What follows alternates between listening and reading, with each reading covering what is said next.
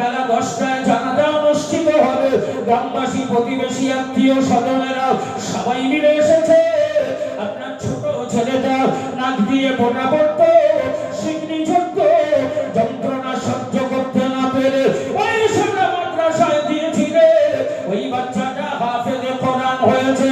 গ্রামের মানুষ আলোচনা করে, লোকটার কপাল ভালো, লোকটার নসিব ভালো, ওর তকদীর ভালো। আজ ওই ছেলে ওর জানাজার নামাজ পড়াবে। এ জামান যুবকেরা, ও সোনার মালিক, আমার জিজ্ঞাসা, একটা বহত্ত খরচ করে ইংলিশ মিডিয়ামে পড়াশোনা করিয়েছেন। আপনার ওই ছেলেটা, ইংলিশ বলা ছেলেটা, প্যান্ট শার্ট পরে আপনার কবরের ধারে দাঁড়িয়ে রবীন্দ্রনাথ ঠাকুরের লেখা একটা কবিতা যদি পড়ে শোনায়, আপনার ওই প্যান্ট শার্ট পরা ছেলেটা আপনার কবরের ধারে দাঁড়িয়ে মাইকেল মধুসূদন দত্তের একটা কবিতা পড়ে যদি শোনায়, তাহলে কি আপনার কবরের আযাব মাফ হবে বলে মনে হয়? ও জামান যুবকেরা, আর যার যন্ত্রণা সইতে না পেরে বিনা খরচে মৌলবীদের চালাবার জন্য মাদ্রাসায় পাঠিয়ে দিয়েছিলে, ওই বাচ্চাটা কবরের ধারে দাঁড়িয়ে আল্লাহর কোরআন তেলাওয়াত যদি শুরু করে দেয়, আল্লাহর প্রিয় হাবিব জানালেন, আমি রাসূলুল্লাহ জানিয়ে দিলাম, বাপের কবরের ধারে দাঁড়িয়ে বেটা যদি আল্লাহর কোরআন তেলাওয়াত করে দোয়া চায়, আমি রাসূল জানিয়ে দিলাম, আরবাউনা জিরাআন, আমার আল্লাহ পাক ওই বাচ্চার তেলাওয়াতকে কবুল করে, ওই বাচ্চার জবানের বলবলাকে কবুল করে, বাচ্চার দুআর ওসিলায় ওই বাপের কবর যদি আযাব নির্বাচন হয়ে থাকে, সেই আযাবটাকে 40 বছরের জন্য আবার আল্লাহ মাফ করে দেয়। বলা গেল না? আর একটু জোরে বলতে পারলেন না? ঘোষণা, রিজিকের মালিক কে গো? সবাই মিলে বলেন, রিজিকের মালিক।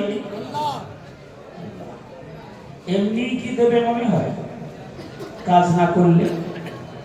আচ্ছা, দুনিয়া এরা মালিক দেখেছো? বলে, এই গ্রামের মানুষেরা সকালবেলায় সব চলে আসবে, আমার বাড়িতে কোনো কাজ করার দরকার হবে না, আসলেই আমি তোমাদের রোজ দেব। এরা মালিক আছে? কথা বলে, সারাদিন হাড় ভাঙা খাটুনি, গা মাথার ঘাম পায়, সন্ধ্যাবেলা এসে 1 ঘন্টা অপেক্ষা করে বসে আছে, রোজ নেবে। 1 ঘন্টা পরে বাবু হাত নাড়া দিয়ে বলছে, আজকে হবে না রে, আজ হবে না, কাল আসিস। হাজারো হাজার, লক্ষ লক্ষ কর্মচারীরা কাজ করার পরে মালিকের কাছ থেকে বেতন পায়নি, এরকম নজির আছে না নেই? কথা বলে, ফাঁকি দেওয়া মালিকের সংখ্যা কি খুব কম মনে হয়? আমার আল্লাহ কি কোনো কর্মচারীকে খাটিয়ে মাঝে মধ্যে ফাঁকি দিয়েছে, এরকম নজির আছে? যদি বলে, রিজিকের ব্যবস্থা করার মালিক আমার আল্লাহ, রুজি দেবেন আমার আল্লাহ, তবে তার জন্য তুমি মেহনত করতে হবে। হবে না? হবে না? ولو أن أهل القرى آمنوا واتقوا لفتحنا عليهم بركات من السماء والأرض। ও ভাই, সাদা এলাকার জওয়ান যুবকেরা, মহান মালিক বললেন, শোনো, আমি মালিক, আমি রব, আমি স্রষ্টা। আমার পক্ষ থেকে 2টি দায়িত্ব প্রদান করা হলো। পৃথিবীর জমিনে, পৃথিবীর বুকে যদি কোনো মানবী এই 2টি কাজ বাস্তবায়ন করতে পারে,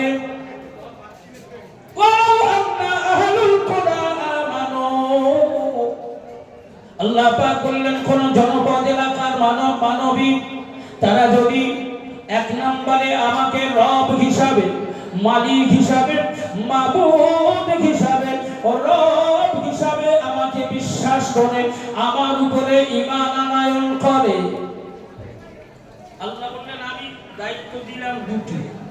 আল্লাহ কাজ দিয়েছেন, দায়িত্ব দিয়েছেন 2টি। সবাই মিলে একটু আওয়াজ দিয়ে বলেন, আল্লাহ দায়িত্ব দিয়েছে কটা?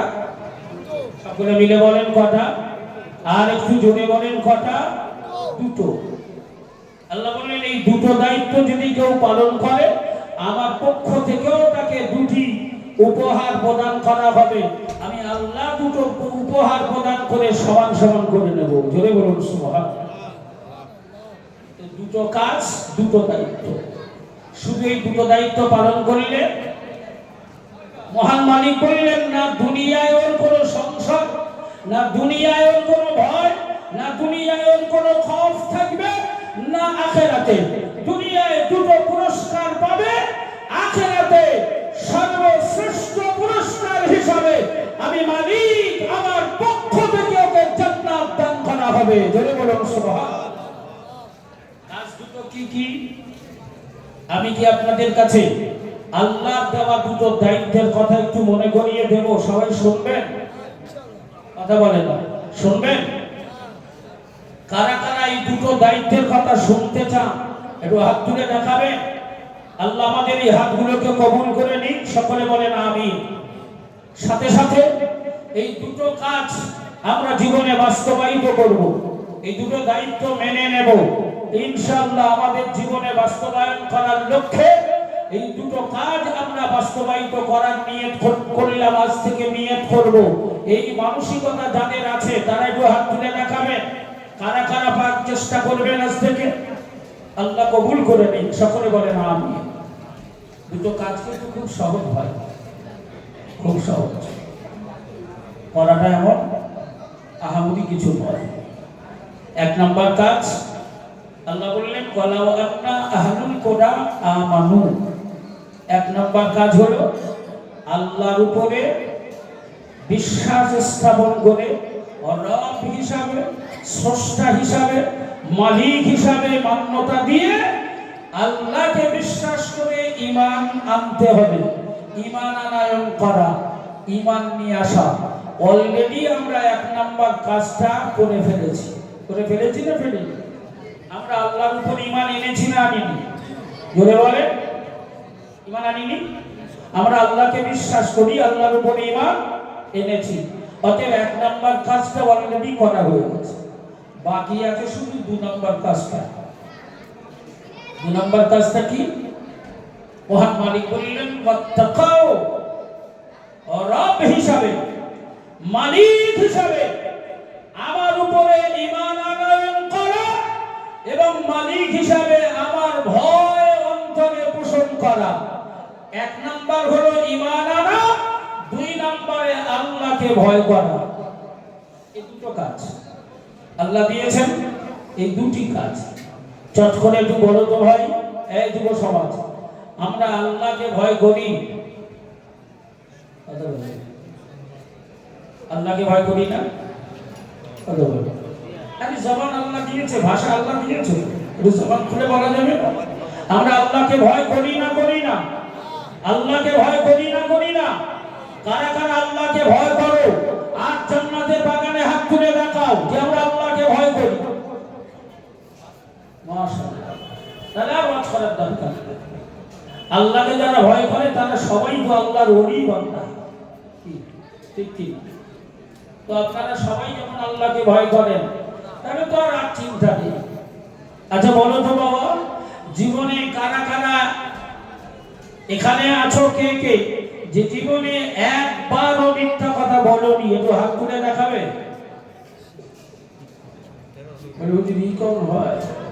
প্রতিদিন 100 কথা বললে 99টা তো ওই সাইডে যায়। আচ্ছা কাদের পকেটে, কাদের কাদের পকেটে বিড়ি আছে? তো হাত তোলো দিন। বিড়ি কাদের পকেটে? ওই কাজ করা যায়, ওই কাজে হাত তোলা যায়। আচ্ছা বলো বাবা, যারা আল্লাহকে ভয় করে ওরা কখনো মিথ্যা কথা বলতে পারে? জোরে বলে পারে? যারা আল্লাহকে ভয় করে, যাদের অন্তরে আল্লাহর ভয় আছে, ওরা কখনো পরের মাল চুরি করতে পারে? যারা আল্লাহকে ভয় করে ওরা কখনো মদের আড্ডায় যেতে পারে? যারা আল্লাহকে ভয় করে ওরা কখনো জুয়ায় বসতে পারে? যারা আল্লাহকে ভয় করে ওরা কখনো লটারির টিকিট কাটতে পারে? যারা আল্লাহকে ভয় করে ওরা বন্ধনের সদস্য হতে পারে?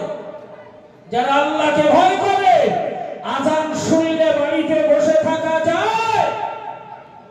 তাহলে আমরা তো সবাই হাত তুলে বললাম আল্লাহকে ভয় করি। হে জওয়ান যুবকেরা, ও বাইশাটা সোনার মানিকেরা, মহান মালিক বললেন দুটো দায়িত্ব দিলাম, পালন করলে সফল হয়ে যাবি। ও আমার বান্দা বান্দিরা, এক নম্বরে আমাকে রব হিসাবে মেনে নিবি, আর দুই নম্বরে আমি আল্লাহর ভয় অন্তরে পোষণ করবি। কারণ যার অন্তরে আল্লাহর ভয় আছে, হে সোনার মানিক জওয়ান যুবকেরা, পানির তলায় ডুব দিয়ে এক ঢোক পানি যদি পান করা হয়, পৃথিবীর সব চোখগুলোকে এড়িয়ে যাওয়া যায়, পৃথিবীর সব চোখগুলোকে ফাঁকি দেওয়া সম্ভব হয়, কিন্তু সবাই মিলে আওয়াজ দিয়ে বলো তো শোনাও, পানির তলায় ডুব দিয়ে যে পানিটা পান করা হলে, ওই পানি পানকারী কি আমার আল্লাহর চোখ এড়াতে পেরেছে মনে হয়? আল্লাহর ফাঁকি দেওয়া গেছে? আল্লাহর চোখ ফাঁকি দেওয়া সম্ভব নয়। তাই মহান মালিক বললেন, শোনো, যার অন্তরে আমার ভয় আছে, যে আমি রবকে ভয় করে, ওর দ্বারা কখনো অন্যায় কিছু কাজ হতে পারে না, অপরাধমূলক কোনো কাজ করতে পারে না। যার অন্তরে আমার ভয় আছে, ও অন্যায় থেকে বেঁচে থাকবে, অপরাধ থেকে বেঁচে থাকবে, ওর পক্ষে গুনাহ করার মতো কাজ কখনো হবে না। আর দুনিয়ায় যে গুনাহ থেকে বেঁচে থাকবে, আমি আল্লাহ তার জন্যই তো দয়ার জান্নাত বানিয়েছি, পুরস্কার হিসাবে আমার পক্ষ থেকে জান্নাত তাকে দেওয়া হবে। জোরে বলুন সুবহানাল্লাহ। অতএব আল্লাহ দায়িত্ব দিয়েছেন দুটি, এই দুটি দায়িত্ব যদি জীবনে পালন করতে পারো, আল্লাহ জান্নাতে যাওয়ার ব্যাপারে আর চিন্তা থাকার কোনো কথা নেই। ওয়ানা আসে আল্লাহ জান্নাতি হওয়ার ব্যাপারে বাধা দেওয়ার হিম্মত কারো হবে না। দুটো দায়িত্ব, এক নম্বরে আল্লাহর উপরে ঈমান আনা, দুই নম্বরে আল্লাহকে ভয় করা। এই দুটো কাজ আমরা সবাই করব ইনশাআল্লাহ। আমরা সবাই করার জন্য তৈরি হতে পারবো ইনশাআল্লাহ। আল্লাহ কবুল করে নিক, সকলে বলেন আমিন। জোরে বলেন আল্লাহুম্মা আমিন। আপনাদের কপাল বলা, গোছানো মাহফিল, সাজানো বাগান, জান্নাতের বাসিন্দা হওয়ার সুবর্ণ সুযোগ। নবীর বাড়িতে এসেছো শুধু নয়, নবীর বাড়ির দায়িত্বভার গ্রহণ করেছো, রাসূলুল্লাহর ঘরকে নজরে দেখার সুযোগ পেয়েছো, সেই ঘরে কোরআনের গাছ লাগিয়েছো, আর সেই গাছের গোড়ায় পানি দেওয়ার জন্য তোমরা আজ এক একজন আল্লাহর ওলি হয়ে হাজির হয়েছো। আল্লাহ কবুল করেছে বাবাজি। তাই কোরআনকে সংরক্ষণ করা, কোরআনকে সহযোগিতা করা আজ আমাদের কাছে আমাদের কথা। জীবনে অনেক কিছুই তো করেছো, করার সুযোগ এসেছে। ব্যবসা করেছো, বিল্ডিং করেছো, গাড়ি করেছো, বাড়ি করেছো, এলাকায় নাম করেছো, 10 জনের একজন হয়েছে, এলাকায় নাম কামিয়েছো, 10 জনের একজন হয়েছে। জীবনে কিছু ভালো কাজ করেছো, জীবনে কিছু ভালো কাজ করেছো। কবরে যাওয়ার আগে উল্লেখযোগ্য অবদান পৃথিবীতে রেখে যাও। যে পৃথিবীতে যখন তোমার আগমন হয়েছিল, নেলবেল নেলবেল করা শুরু, হাত ঘুরিয়ে যেদিকে দেওয়া হচ্ছিল সেদিকে যাচ্ছিল, পা ঘুরিয়ে যেদিকে দেওয়া হচ্ছিল সেদিকেই যাচ্ছিল না, কোনো পোশাক পরিচ্ছদ শরীরে ছিল না, উলঙ্গ অবস্থায় নাঙ্গা অবস্থায় পৃথিবীতে এসেছিলে। বড় হে কোটিপতি, বড় হে বড় ব্যবসায়ী, বড় হে চাকরিজীবী, বড় হে মাস্টার, বড় হে ডাক্তার, বড় হে সুনাম অর্জনকারী, বড় হে প্রতিপত্তি অর্জনকারী। কাল যখন তোমাকে কবরে নিয়ে যাওয়ার জন্য এলান করা হবে, তোমার মাস্টারি, তোমার ডাক্তারি, তোমার গাড়ি, তোমার বাড়ি সব কি পোটলা বেঁধে কবরে নিয়ে যাওয়ার সুযোগ পাবে? কথা বলে সুযোগ হবে? যে দুনিয়া তো অনেক কিছু কামিয়েছে, 80 বছর বয়স হয়ে গেল, 80 বছর ধরে 'কালো পথ সাদা পথ কিছুই দেখলে না, শুধু কামালে। 80 বছরে 100 কোটি টাকার মালিক হয়েছে। খুব গুরুত্ব দিয়ে বুঝবে বাবা, 80 বছরে 100 কোটি টাকার মালিক হয়েছে।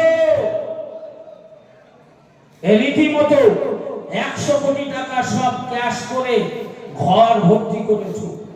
এমন সময় আল্লাহর মালাইকা মালাকুল মউত তোমার কাছে এসে হাজির হয়েছে। দেখেই চেহারাটা দেখেই তুমি আটকে উঠেছো। কে তুমি? আমায় চেনো না? আমায় চিনতে পারো না? আমি হলাম জীবন হরণকারী, আমার নাম জমদূত, আমি হলাম মৃত্যুর ফেরেশতা আজরাইল। কি খবর? আজরাইল কেন আসে জানো না? তোমার জান কবজ করার জন্য এসেছে। ও জওয়ান যুবকেরা, ও আমার হৃদয়ের বন্ধু, ও মাস্টার, ডাক্তার, ব্যবসায়ী, বুদ্ধিজীবীরা, বলো তো বাবা, 80 বছর ধরে কামাই করা 100 কোটি টাকা নগদ ক্যাশ করে ঘরে রাখা আছে। ওই নগদ ক্যাশের ঘরটাকে লক্ষ্য করে মালাকুল মউত আজরাইলকে দেখিয়ে দিয়ে ওই বাড়ির মালিক যদি বলে, ভাই আজরাইল, আল্লাহ 80 বছর হায়াত দিয়েছিলেন, সাদা পথে কালো পথে কোনো পথ দেখি নাই, শুধু কামিয়েছি দুহাত ভরে। ওই দেখো এক ঘর ভর্তি করা টাকা, 100 কোটি টাকা নগদ ক্যাশ করা আছে। ও মালাকুল মউত, বুঝতে পারিনি, তাই তুমি যখন এসেছো আমার জীবনের সমস্ত কামাই 100 কোটি টাকা তোমার পায়ে সুপে দিলাম। বিনিময়ে তুমি আমার একটা মিনিট সময় দান করো, একটা মিনিট সময় দাও। বড় কোটিপতিরা 100 কোটি টাকা যদি মালাকুল মউতের কাছে পৌঁছে দেওয়া যায়, বিনিময়ে 1 মিনিট সময় দেবে বলে মনে হয়? 1 মিনিট সময় পাবে? এক জওয়ান যুবক, একমাত্র কলিজার টুকরা সন্তান, তোমার বংশের প্রদীপ, বংশের বাতি জ্বালানোর ওই একটি সত্যে টিপ টিপ করে বেঁচে আছে। ওই একটা সত্যে ছাড়া তোমার বংশের প্রদীপ জ্বলবে না। একটাই মাত্র সন্তান, কর্মসূত্রে মনে করুন জয়নগরে কাজ করে, ওখানে কাজের জায়গা, সকালবেলায় ঘর থেকে বার হয়ে গেছে, কর্মরত অবস্থায় পড়ে আছে। হঠাৎ বাড়ির থেকে ফোন গেল, খোকা, আব্বার অবস্থা ভালো নয়, জ্যান্ত মুখটা যদি দেখতে চাস, যে কাপড়ে আছিস বেরিয়ে আয়। একমাত্র সন্তান 1 সেকেন্ড দেরি করলো না, ওই কালি মাখা জামা কাপড় পরিধান করে তখনই গাড়িতে উঠেছে, নতুনহাট বাজারে এসে নেমে গেছে, ওখান থেকে আবার গাড়িতে রওনা হয়েছে, আপনার মেন রাস্তায় নেমেছে বাড়িতে পৌঁছানোর জন্য। আর 1 মিনিট সময় বাকি আছে, 1 মিনিট সময় হলে আব্বার জীবন্ত মুখটা দেখার সুযোগ পাবে, আব্বার সাথে কথা বলার সুযোগ হবে। আর আপনি বাপ আপনার একমাত্র প্রদীপকে জীবন্ত অবস্থায় দেখে যেতে পারবেন। আপনার জীবনের শেষ আশা, শেষ ওসিয়ত বাচ্চাটার কাছে একটু করে যাওয়ার সুযোগ হবে। বলো তো সোনা, আপনার এই একমাত্র সন্তানের সাথে দেখা করার জন্য আপনাকে নির্দিষ্ট সময় ছাড়া 1 মিনিট এক্সট্রা সময় কি দেওয়া হবে? আপনি সময় পাবেন? তাহলে কিসের জন্য দৌড়ালে, কিসের জন্য এত কিছু করলে? সাদা কালো লক্ষ্য করলে না, ভেদাভেদ রাখলে না। ও সোনার মানিক, জীবনে যাওয়ার আগে কিছু করে যাও। আজ এই মাদ্রাসায় কোরআন পড়নেওয়ালা, আল্লাহ কোরআনের হাফেজ তৈরি হবে। বাপ মা ভাই বোন গ্রাম সবাইকে ছেড়ে আপনার কাছে এসেছে, আপনি হলেন তার বাপ, আপনি হলেন তার যোগ্য বড় ভাই। ও জওয়ান যুবকেরা, হাফেজে কোরআনের বাপ হয়ে যাও, হাফেজে কোরআনের যোগ্য বড় ভাই হও, হাফেজে কোরআনের মা হয়ে যাও। উল্লেখযোগ্য হিসাবে পৃথিবীতে একজন কোরআনের হাফেজ বানাও। ওই হাফেজের বাপ যদি হতে পারো, অপরাধ অন্যায়কে আমার আল্লাহ ক্ষমা করে দেবে। কোরআনের বরকতে আল্লাহ জান্নাতের দোরগোড়ায় যাওয়ার সুযোগ পাবে।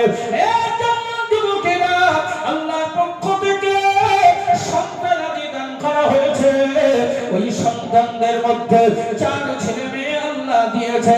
তাতে যদি আরো একটা বেশি সন্তান আল্লাহ দিত, তাহলে কি গলা টিপে মেরে ফেলতে। মনে করো না আজ বাইশাটা মাদ্রাসা তোমার একটা নতুন ছেলে তৈরি হয়েছে, ওটা তোমারই ছেলে, তোমারই ফ্যামিলি সদস্য। তুমি ওর আজ থেকে বাপ হয়েছো, তুমি ওর আজ থেকে বড় ভাই হয়েছো।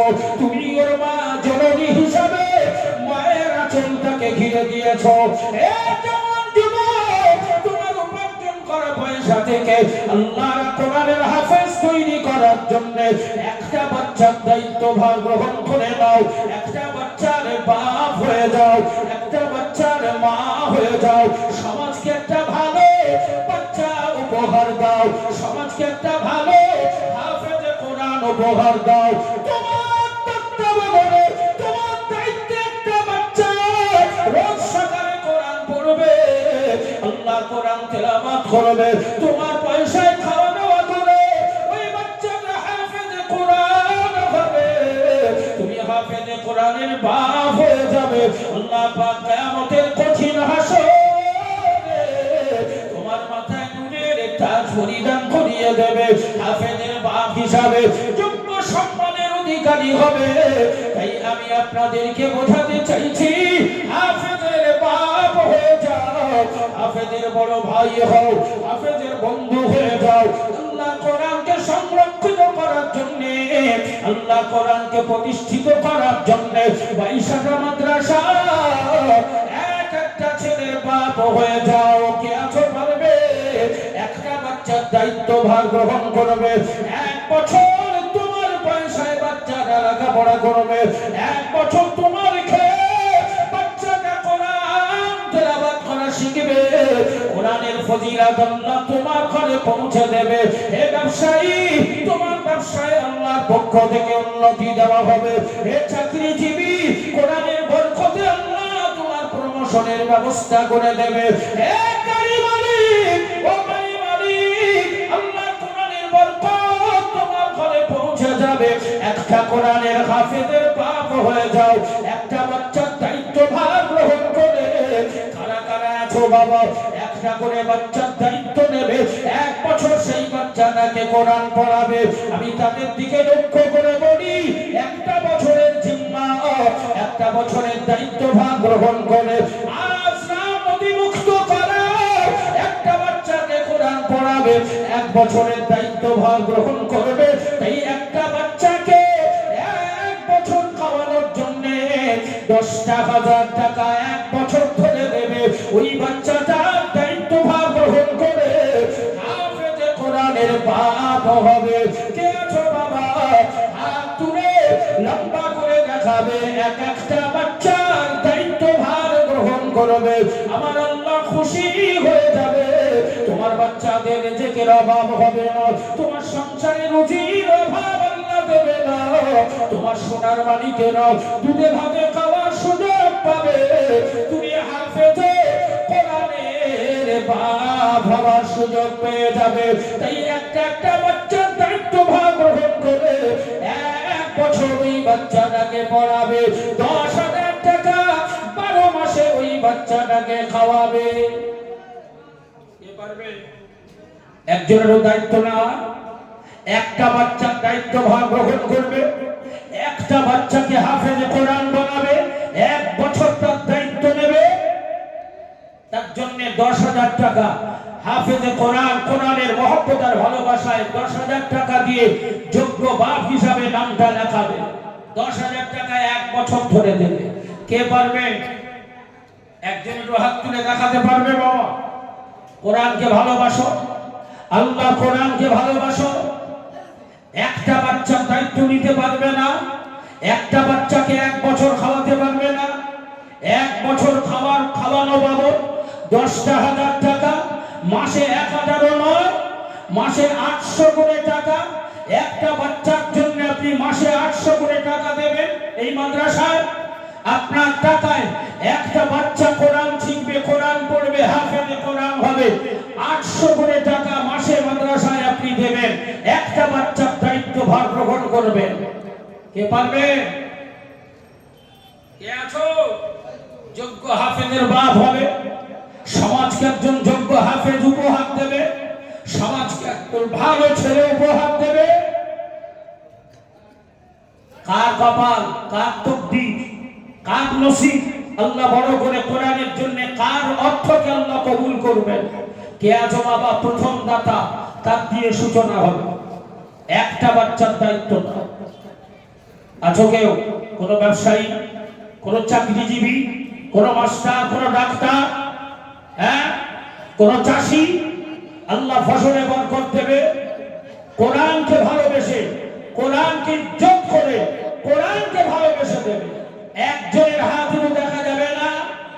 কে কোরআনকে ভালোবাসো? কে হাফেজকে ভালোবাসো? আল্লাহ কোরআনকে মাথায় রেখে কোরআনের বরকত তোমার সংসারে আল্লাহ দান করবেন। কোরআনের বরকত, কোরআনের ফজিলত আল্লাহ তোমার ঘরে নসিব করে দেবে। আল্লাহ কোরআনকে ভালোবেসে একটা বাচ্চার দায়িত্ব ভার গ্রহণ করবে। পারবে কেউ একজন?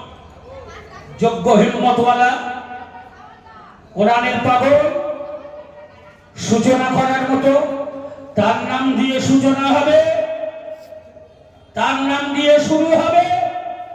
1 বছর ধরে কিনা হামিদুল, মাশাআল্লাহ। কোথায় বাড়ি? আমার ভাইকে আল্লাহ কবুল করেন। একবারে টাটকা যুবক, সুন্দর চেহারার অধিকারী। আমি অত্যন্ত খুশি হয়েছি। যেমন সুন্দর চেহারা তেমন সুন্দর নাম। সুন্দর নামের অধিকারী বাপ মা স্বাক্ষরে রেখেছে। বাপ মা একটু দিন বড় করে আজ যোগ্য বাপের দায়িত্বভার গ্রহণ করে হাত লম্বা করে দেখিয়েছে। একটা বাচ্চার দায়িত্বভার গ্রহণ করে 10,000 টাকা দেবে। আমরা খুশি না বেজা? আমরা সবাই খুশি না বেজা? কারা কারা খুশি একটু হাত তুলে দেখাও তো বাবা। একটু তাকবীর দাও, নারায়ে তাকবীর। জোরে বলো না, নারায়ে তাকবীর, নারায়ে তাকবীর। আমাদের ভাই হামিদুল সাহেব জোরে বলেন জিন্দাবাদ। একটা বাচ্চার দায়িত্বভার গ্রহণ করে 10,000 টাকা দেবে। জোরে বলো না মারহাবা, জোরে বলো না মারহাবা।